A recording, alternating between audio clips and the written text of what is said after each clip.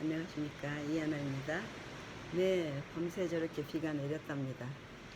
와, 막 흔들리면서 지금 굉장히 비가 많이 내리는 광경을 지금 아주 굉장히 많이 비가 옵니다. 이 집 앞에 이 풀인데요. 얘가 잘라졌더니 이렇게 나무처럼 올라왔어요. 근데 지금까지 12월 오늘 25일이거든요. 2021년. 그런데 이렇게 나무처럼 자라길래 놔두고 했는데 더 추우면 눈이었을 텐데 이렇게 비가 뿌려주네요. 네, 이 빗소리를 들으면서 오늘 아침은 이 교과 공부를 시작하기로 하겠습니다. 네, 아침에 이것저것 비가 오는 바람에 이렇게 네, 세트를 만들고 더 읽겠습니다. 네, 꽃이 너무 차지하네. 이렇게 놓을까요? 네, 네, 꽃이 지금 한 4일, 5일 돼가는 꽃이네요. 밖에 비가 많이 와서 이제 다 꽃망울이 떨어졌을 거예요. 이걸로 하나님께서 이 땅을 이 작은 것까지 이 작은 풀과 꽃, 제라늄인데 향기가 지금도 나요. 그리고 이 하니듀 같은 그 작은 풀들은 꿀 냄새가 나네요. 아직도 그 밖에 비를 보면서 제가 지금 네, 비가 와서 계속 왔다 갔다 내 마음을 잡지 않고 비 구경을 하고 있었답니다. 근데 아무 큰 사고가 없고 큰 피해가 없기를 기도하는 마음으로 다시 히브리서 앞으로 5일 남은 동안 이렇게 틈틈이 시간을 내서 다 읽어보고 싶은 생각이 듭니다. 2과 히브리서의 기별 제1기 2022년 이 모든 날 마지막에 히브리서의 기별. 네. 총 제목을 알고 있으면 도움이 돼요. 기억절까지 기억절까지 읽고 싶지만 제가 오래 읽으면 아직은 혀가 조금 읽기가 조금 거북해요. 아직도 그렇지만 네, 읽을 수 있게 해주신 하나님께 감사드리면서 일과는 히브리인들 그리고 우리에게 보낸 편지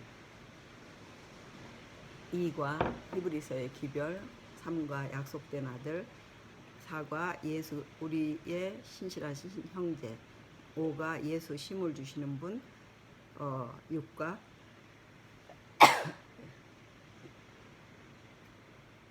예수 신실하신 제사장 제7과 예수 영혼의 닷 8과 예수 새 언약의 종보자 제9가 예수 온전한 재물 제10과 휘장 가운데로 길을 여심 제11가 예수 믿음의 주여 또 온전하게 하시는 분 제12과 흔들리지 않는 나라를 받음 제13과 형제 사랑하기를 계속하고 네.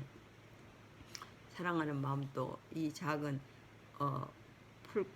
풀잎, 풀꽃, 꽃 하나도 하나님께서 저희들이 항상 기뻐하고 행복해하라고 주신 이 선물들을 저희들이 일상이 바쁘고 힘들고 메마르지만 이 꽃과 나무와 산들 또 하늘, 공기, 바다, 물 보면서 행복하고 즐거우라고 주셨다는 것을 알고 비가 오면은 그냥 속이 시원하고 좋아요. 날마다 비가 온다면은 아마 비가 그만 왔으면 하겠지만 여기 저가 사는 곳은 비가 자주 오지 않기 때문에 이 비가 이렇게 반갑고 좋을 수가 없어요. 제2과 히브리서의 기별 연구 범위는 히브리서 1장 5절로 14절, 누가복음 1장 30절로 33절, 시편 132편 1절로 5절, 히브리서 2장 14절로 16절, 히브리서 5장 1절로 4절, 베드로전서 2장 9절, 히브리서 8장 8절로 12절. 지금 우리가 하는 말의 요점은 이러한 대제사장이 우리에게 있다는 것이라. 그는 하늘에서 지극히 크신 이의 보좌 우편에 앉으셨으니. 히브리서 8장 1절. 히브리서가 기록된 지 수십 년이 지난 AD 100년에 기록된 유대인 문서에는 다음과 같은 기도문이 수록되어 있다. 주님, 당신께서 우리를 위해 이 세상을 창조하셨다고 말씀하셨기에 당신 앞에 이 모든 것을 아뢰었습니다. 예, 이 모든 것을 아뢰었습니다. 주님, 이제 우리를 압제하고 집어삼키는 이 나라들을 보시옵소서. 당신께서 당신의 장자라고 부르신 하나뿐인 자녀, 당신을 향한 열정으로 가득 찬 당신에게 가장 사랑스러운 백성 된 우리가 그들의 손에 넘겨졌나이다. 예, 1983년 536페이지입니다. 핸드릭슨 Publishers The Old Testament 쉐더빅. 이거는 발륨 1인데요. 쉐더피그래파. 예. 히브리서의 독자들 또한 이와 비슷한 감정을 느꼈을 것이다. 만일 그들이 정말 하나님의 자녀라면 왜 이와 같은 고난을 겪어야 하는 것인가.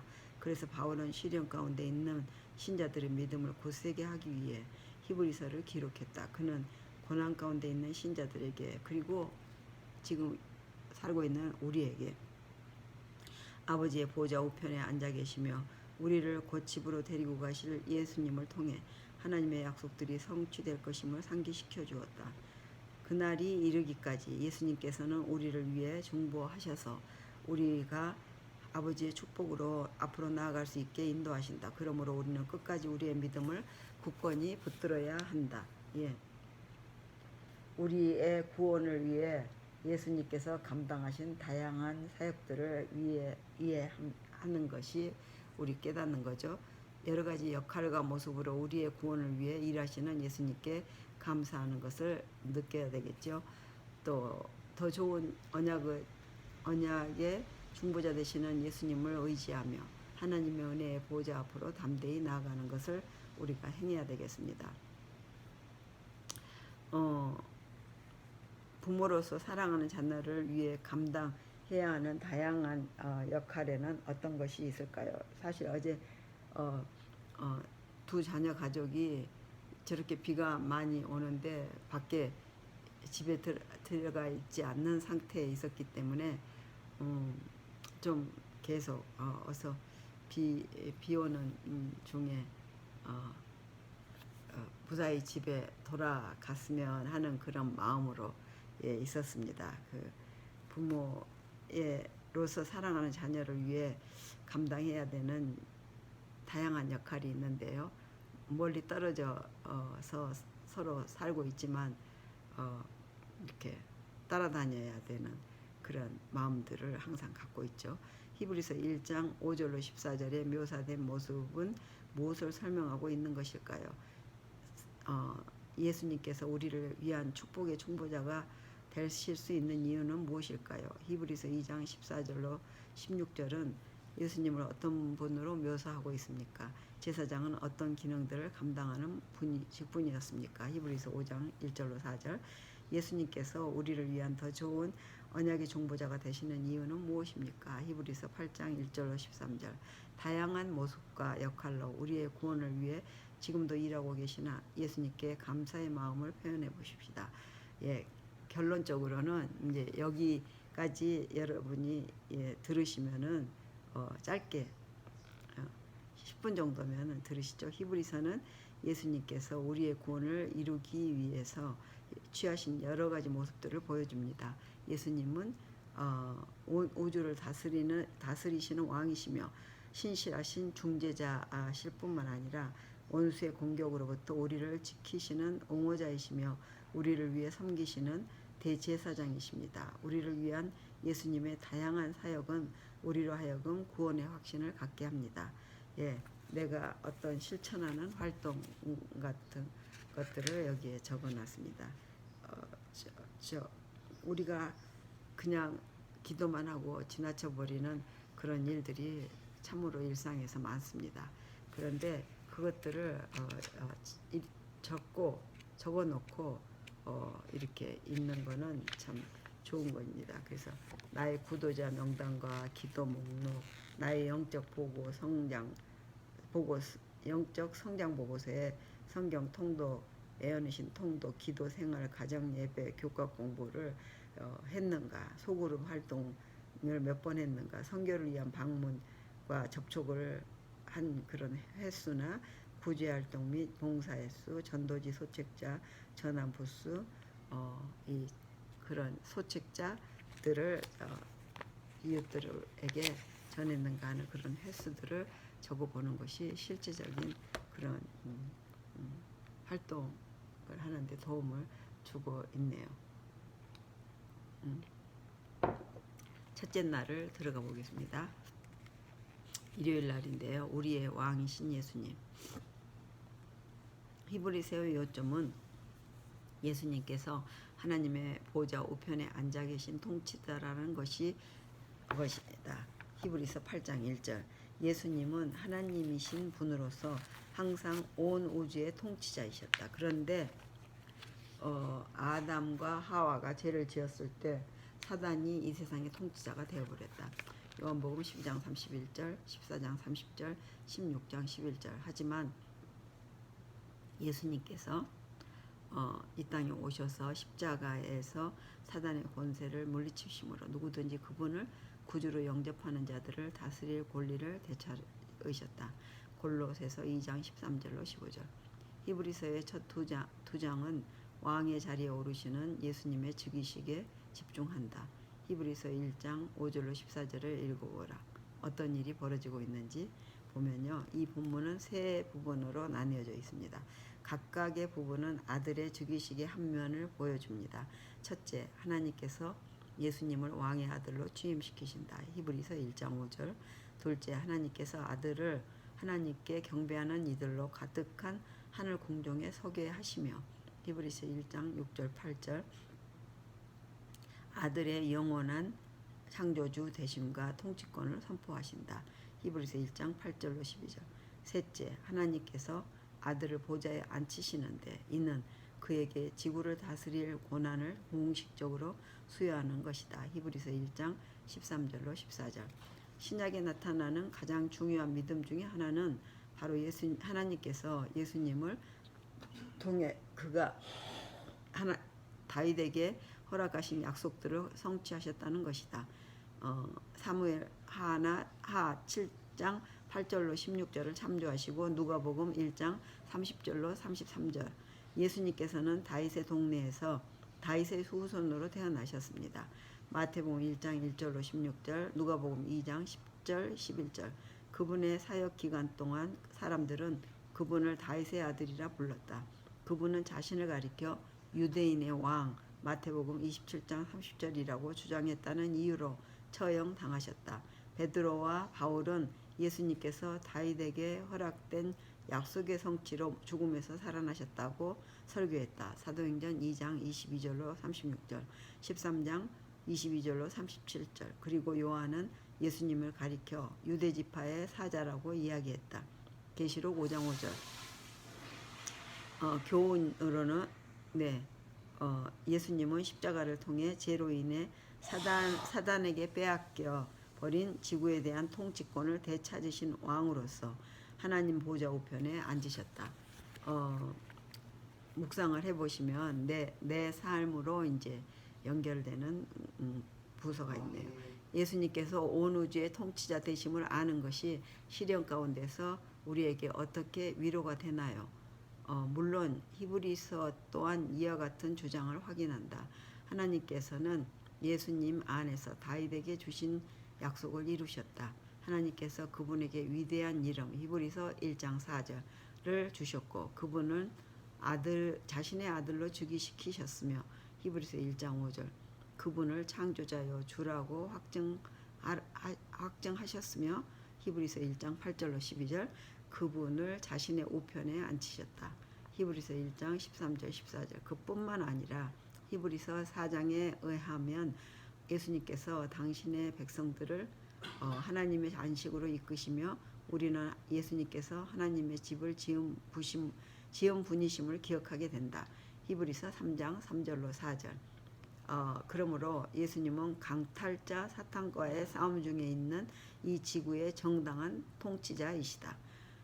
적용을 한다면 예수님께서 온 우주를 통치하시는 참된 통치자이심을 진심으로 믿는다면 그분을 섬기는 우리의 삶의 태도가 어떻게 변할 수 있을까요? 영감의 교훈을 우리가 본다면요. 영광의 왕으로 주게 하실 그리스도. 그곳에는 보좌가 있고 언약의 무지개가 그 보좌를 둘러있다.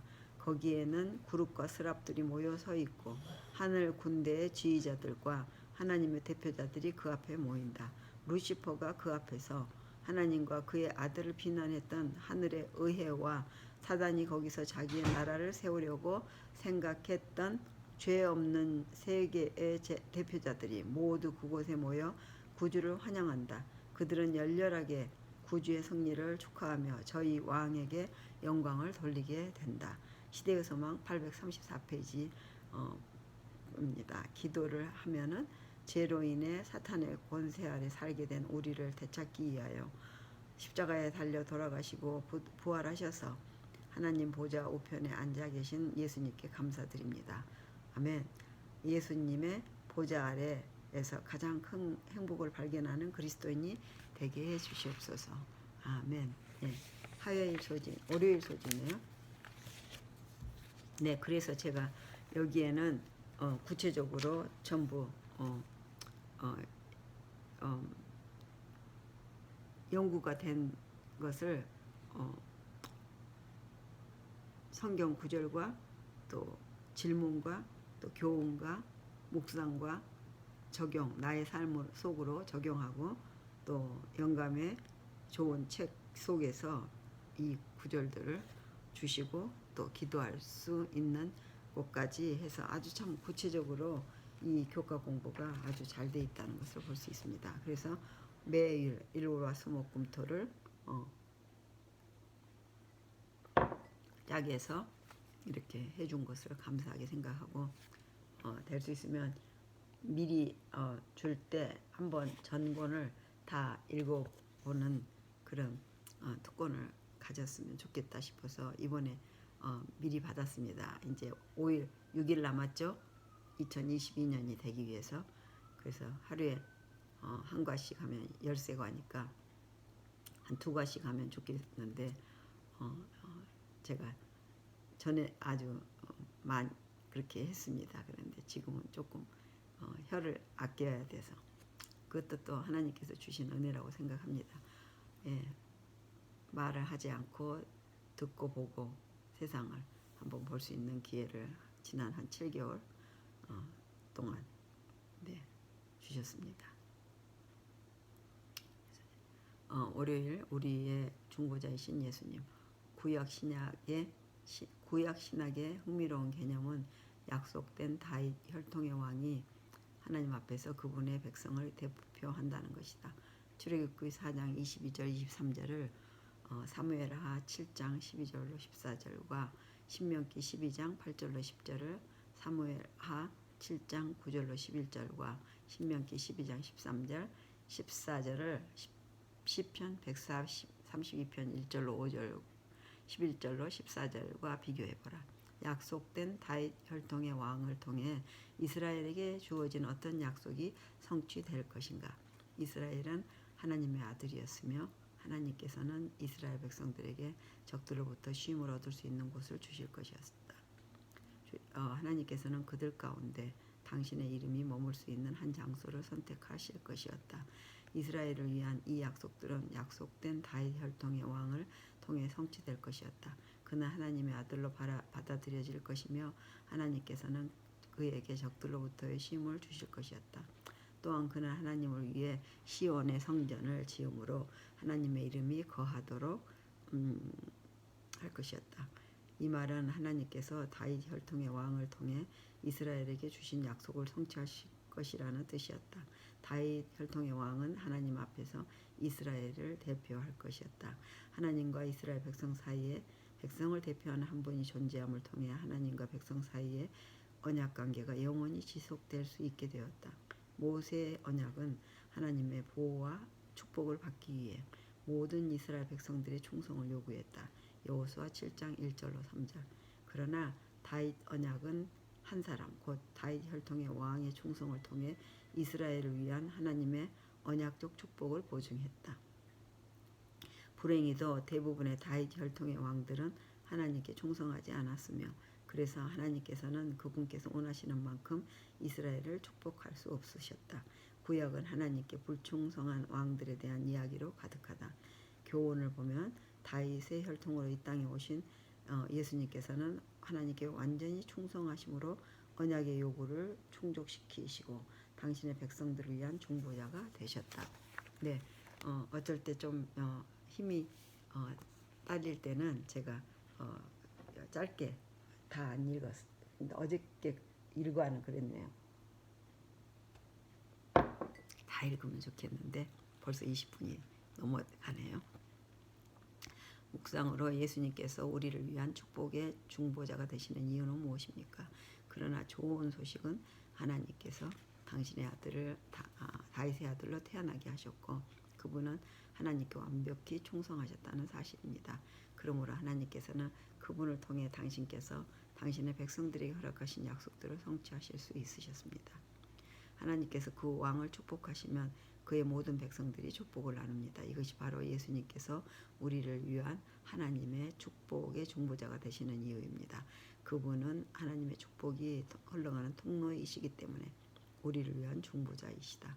구원에 대한 우리의 궁극적인 소망은 오직 예수님과 그분께서 우리를 위해 하신 일 가운데서만 찾을 수 있습니다. 적용을 하면 하나님과 맺은 언약 가운데 그때의 편에서 지켜야 할 일들에 불충실했던 때를 떠올려 보십시오. 그런 경험을 통해 우리가 구원을 위해 오직 예수님만 의지해야 함에 대해 무엇을 배웠습니까? 영감의 교훈을 보면 우리의 변호사이신 예수님, 그러나 우리의 중보자이신 예수님은 회개한 믿음으로 그들의 영혼을 지켜주도록 그분께 바친 모든 사람들을 위하여 효과적으로 탄원하십니다.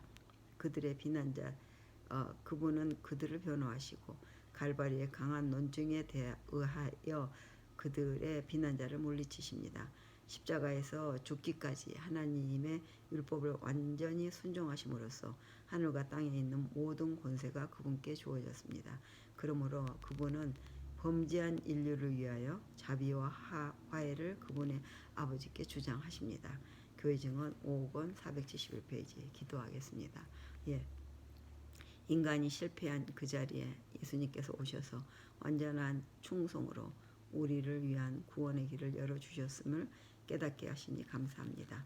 그 위대한 일을 이루어 주신 예수님을 전적으로 신뢰하며 따라가는 하늘 백성 되게 하여 주시옵소서.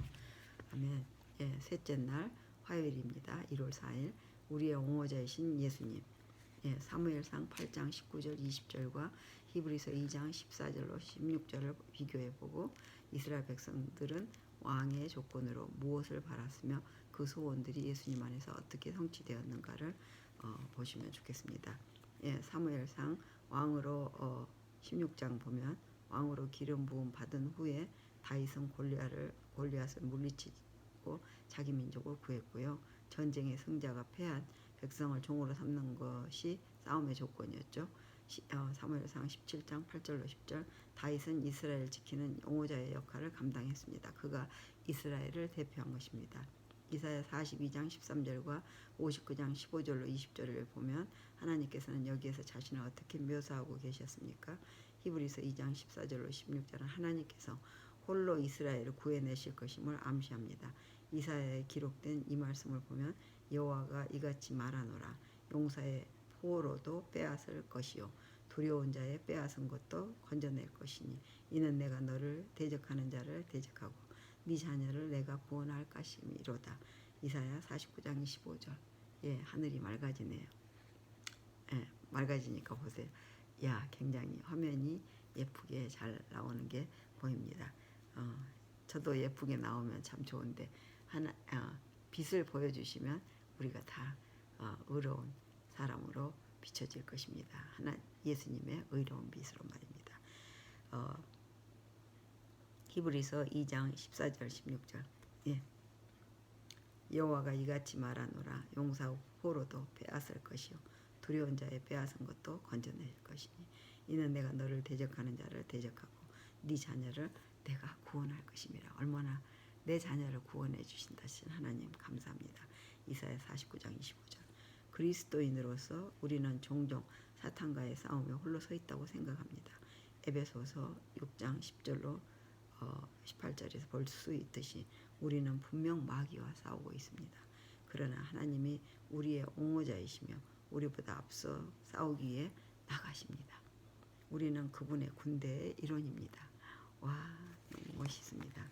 그렇기 때문에 우리는 그분의 전신갑주를 입어야 합니다. 또한 우리는 결코 홀로 싸우지 않음을 기억해야 합니다. 에베소 6장에 너는 복수형입니다. 우리는 한 교회의 일원으로서 하나님의 전신갑주를 입고 우리의 옹호자가 되시는 하나님 뒤에서 함께 싸우는 것입니다. 예, 교훈이 계속해서 이어지는 원수 마귀의 싸움에서 예수님은 우리를 대표해 싸우시는 옹호자가 되시며 그 예수님 뒤에서 함께 싸울 때 승리할 수 있습니다. 그래서 묵상을 해보시면 하나님의 전신갑주를 입는다는 것이 무슨 뜻일까요? 다시 말해 우리 매일의 삶 가운데 경험하는 여러 시험들 가운데서 어떻게 하면 하나님의 힘에 의지하여 충성스럽게 살아갈 수 있을까 하는 말을 여기서 해주셨습니다. 이사야 49장 25절. 네, 내가 너를 대적하는 자를 대적했어 하고 네 자녀를 내가 구원할 것입니다. 네, 내가 홀로 자녀들을 위해 고민하지 마시고 기도하십시오. 네, 어제도 늦게까지 집에 아직 들어가지 않는 자녀들을 위해서 혼자 싸우고 있었다는 생각을 했는데 기도했지요. 하나님이 대신 싸워 주셨죠. 사단이 집요하게 공격하는 그대의 약점은 무엇입니까? 예수님과 함께 그 공격을 물리치기 위해 어떤 노력을 해야 할까요? 네, 남을 향해 쏘는 대포를 멈춰야 된다는 생각을 합니다.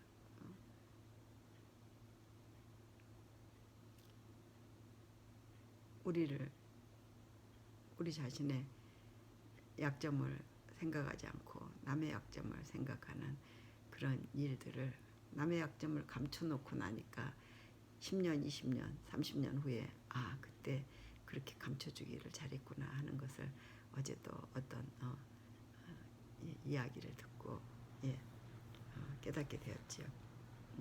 특히 가정이나 교회나 사람들을 자주 접촉할 수 있고 또 친구들 사이에서 누구는 그랬대 하는 이야기들이 10년, 20년, 30년 후에 들어보니까 그때 말을 하지 않고 그 약점을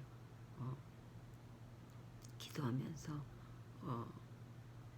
커버해줬을 때 사랑하는 마음, 그 마음이 얼마나 그때 서로의 험담을 가지고 싸우지 않고 흉보지 않고 그랬을 때 얼마나 그 사람이 멋지게 그 일을 견뎌냈는가를 하나님은 반드시 보상해 주더라고요. 그 일이 가정에서 부모 형제 또 친구들과의 사이에서 또 교회 교우들과의 사이에서 국가의 리더들의 저 사이에서 기도하면서 하나님이 이끌어 주시기를 확고한 의지가 되신 하나님, 당신의 종의 지지자이셨던 하나님께서는 그 후 각 시대를 통하여 당신의 백성이 의지할 수 있는 분이 되셨다. 어떤 이기하에서도 당신의 백성들은 확신을 가지고 만일 하나님이 우리를 위하시면 누가 우리를 대적하리요. 로마서 8장 31절라고 말할 수 있다.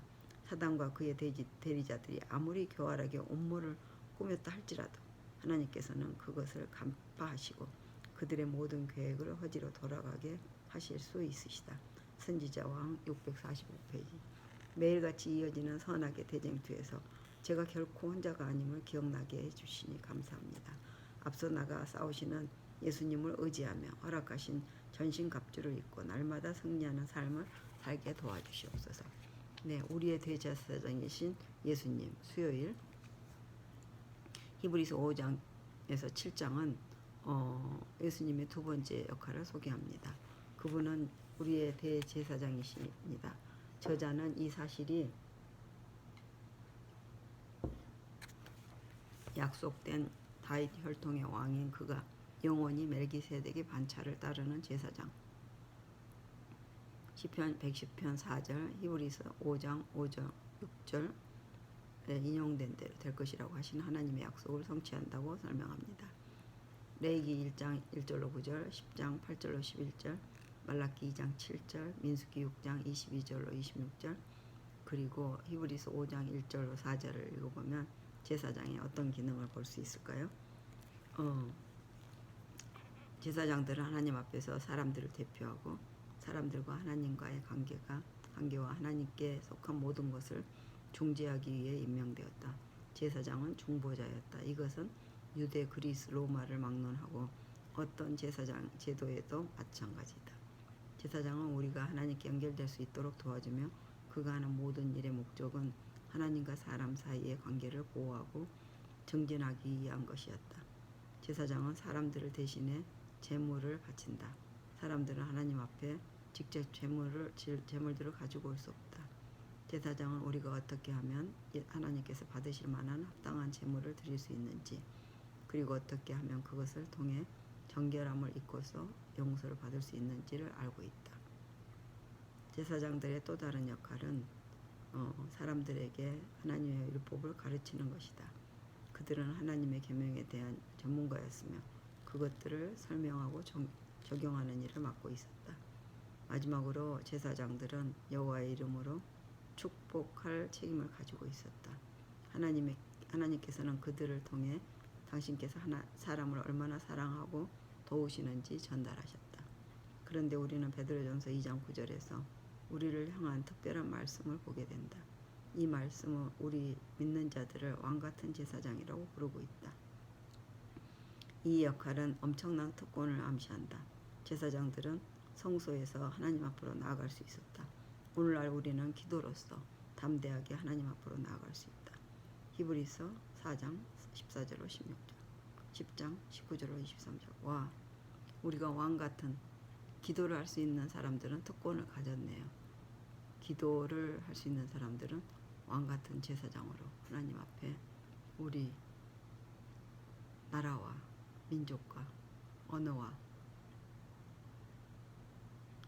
지역사회와 이웃과 친구와 친척과 가족을 위해서 하나님 앞에 담대히 나아가 기도할 수 있는 특권을 가졌네요. 와, 제사장 직분에는 엄중한 책임도 함께 부여된다. 우리는 세상을 구원하는 일에 하나님과 협력해야 한다. 하나님과 협력해야 된대요. 하나님께서는 우리가 하나님의 율법과 법도를 다른 사람들에게 가르치고 설명해 주기를 원하신다. 가르쳐주고, 하나님께서는 우리가 하나님께서 기뻐하시는 찬양과 선행의 제사를 바치시기를 원하신다. 이 얼마나 큰 특권이며 책임인가. 와, 우리의 책임과 특권입니다. 교훈을 들어보시면 예수님께서는 대제사장으로서 하나님과 우리 사이의 중보자 역할을 하고 계신다. 모든 믿는 자들 또한 세상에서 이와 같은 제사장의 역할을 감당하라고 부름받았습니다. 우리가 왕같은 제사장님을 진심으로 받아들인다면 우리 삶에 어떤 변화가 생길까요? 우리의 삶은 어떻게 얼마나 달라질까요? 예, 저는 이 시골에 살고 있기 때문에 딸 집과 가까운 곳에서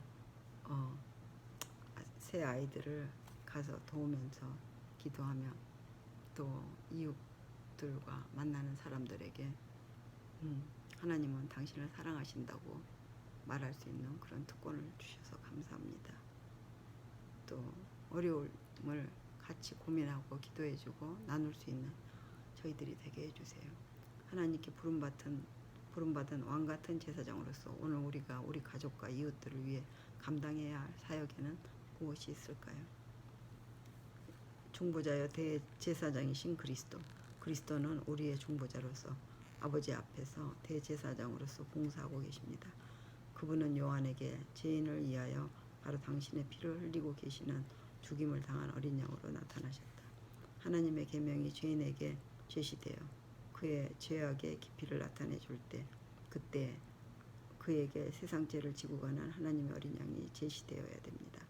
그때 그에게 하나님께 대한 회개와 우리 주님 예수 그리스도를 향한 믿음을 가르쳐야 합니다. 증언복음 1권 525페이지. 하나님 앞에서 우리의 중보자가 되어주신 예수님께 감사합니다. 왕같은 제사장으로 부름받은 그리스도인으로서 저 또한 세상에 하나님의 사랑을 전하며 많은 이들을 하나님과 연결하는 자가 되게 하여 주시옵소서. 아멘. 예, 이게 제가 그동안은 스트리밍 지금을 틀 수 있어서 이 이야기를 대화식으로 해도 됐는데, 이거는 지금 카메라이기 때문에 녹화입니다. 영상이 다시 살아날 수 있기를 바랍니다. 아니면 새로운 채널이 되어야 되는데, 그리고 혀가 나와서 제가 무리하지 않도록 조금씩 찢어져 있는 곳이 무리가 가지 않기를 기도합니다. 하나님께서 하실 수 있으시니까. 목요일 더 좋은 언약의 중보자 되시는 예수님. 히브리서 8장부터 10장은 새 언약의 중보자로서의 예수님의 사역에 초점을 맞춥니다. 옛 언약은 단순히 앞으로 다가올 것의 예표일 뿐이었다. 옛 언약의 제도들은 예수님께서 미래에 행하실 일들을 예표하고 설명하기 위해 주어졌다. 제사장들은 예수님을 예표했으나 그들 개개인은 우리와 다름없이 죽음을 피할 수 없는 죄인들이었다. 그들은 예수님께서 하신 것과 같은 완전함을 제공할 수 없었다. 그들은 하늘 성소의 모형과 그림자, 히브리서 8장 5절에 불과했던 지상 성소에 봉사했다. 예수님께서는 참된 성소에서 봉사하고 계시며 우리가 하나님께 나아갈 수 있도록 하신다. 동물을 제물로 바치는 것은 우리를 위해 제물이 되신 예수님의 죽음을 예표했으나 동물의 피는 양심을 깨끗하게 할 수 없었다. 그렇습니다. 동물의 피는 양심을 깨끗하게 할 수 없었다.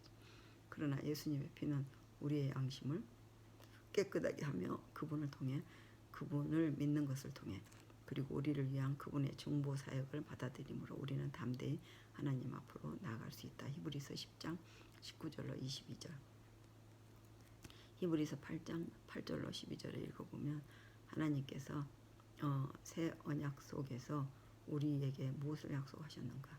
하나님께서는 예수님을 우리의 제사장으로 임명하심으로, 대제사장으로 임명하심으로 옛 언약이 고대할 수밖에 없었던 것을 이루어줄 새 언약을 계시하셨다.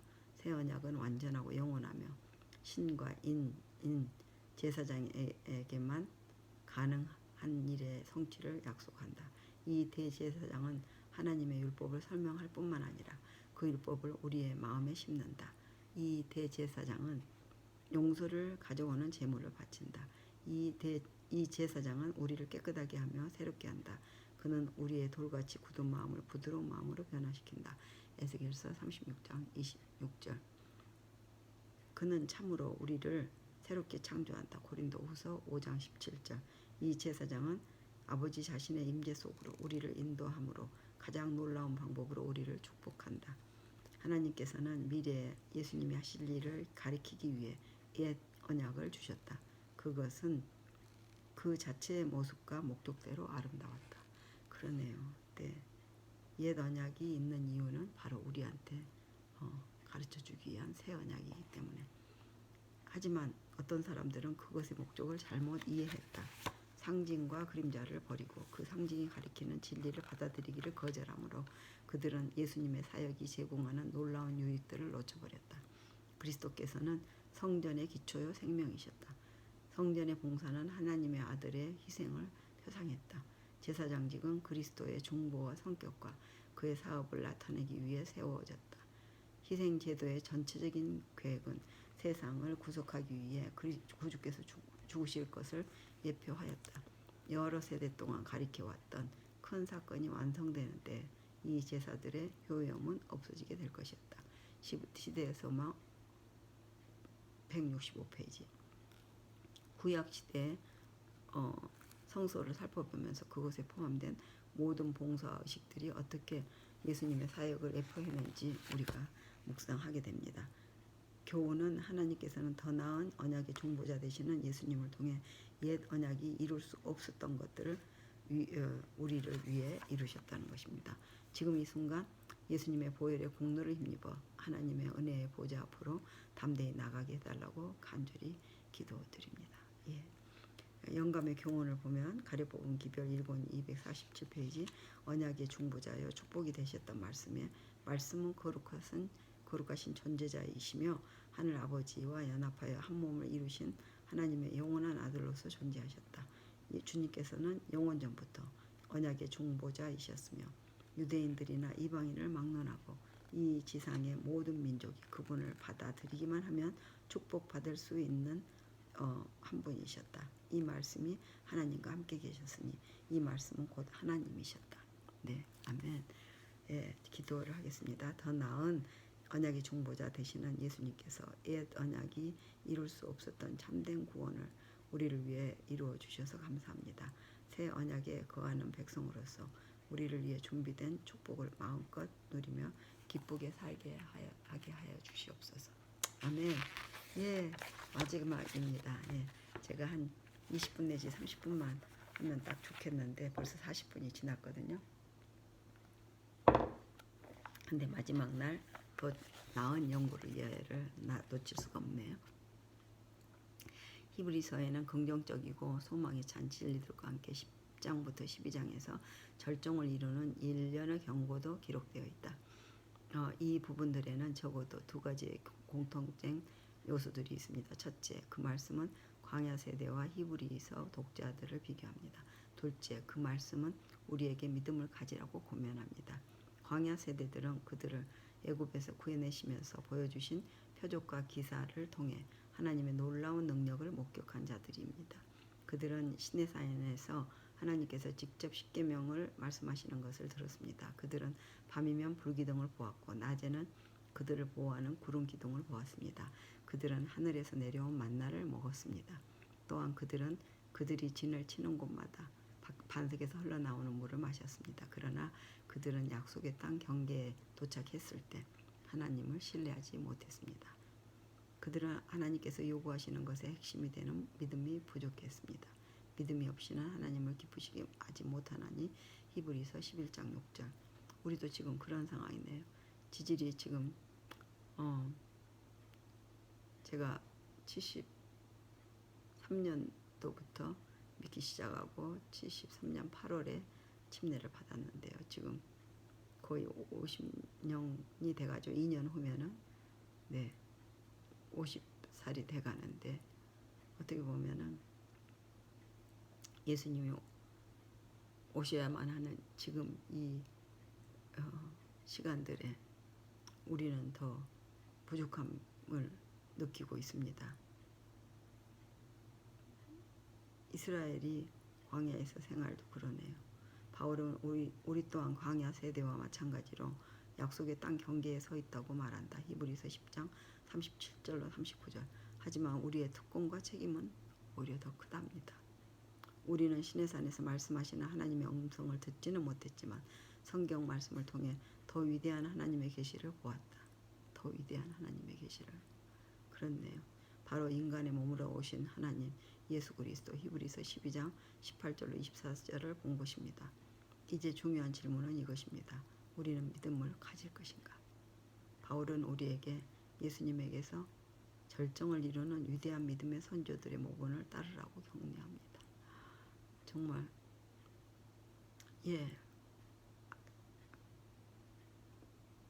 무릎을 꿇고 고개를 땅에 박고 하나님 앞에 통곡을 하고 싶은 그런 마음입니다. 우리는 예수님을 보았네요. 그들은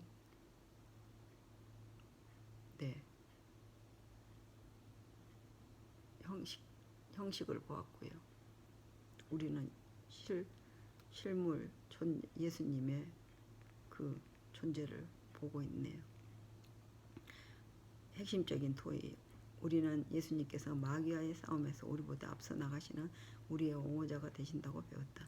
우리가 어떻게 하면 하나로 연합하여 우리의 옹호자 되시는 예수님 뒤에서 함께 싸울 수 있겠는가? 이와 같은 연합을 방해하는 것들에는 무엇이 있는가? 사단이 우리로 하여금 연합하지 못하도록 사용하는 방법은 무엇인가? 2번, 믿는 자들로서 우리는 하나님의 지도 아래 있는 제사장 공동체이다. 우리 교회들이 어떻게 하면 더 나은 찬양과 선행의 제사를 하나님께 드릴 수 있겠는가? 구체적이고 실제적인 방안을 토의해보라. 3번, 약속의 땅을 목전에 두었던 광야 세대와 오늘 우리는 어떤 면에서 비슷한 상황에 처해 있는가? 이 사실을 통해 어떤 교훈을 배울 수 있는가? 네. 그러네요. 더 사람들과 만나기가 쉽지 않는 이 세대, 더구나 2020년과 2021년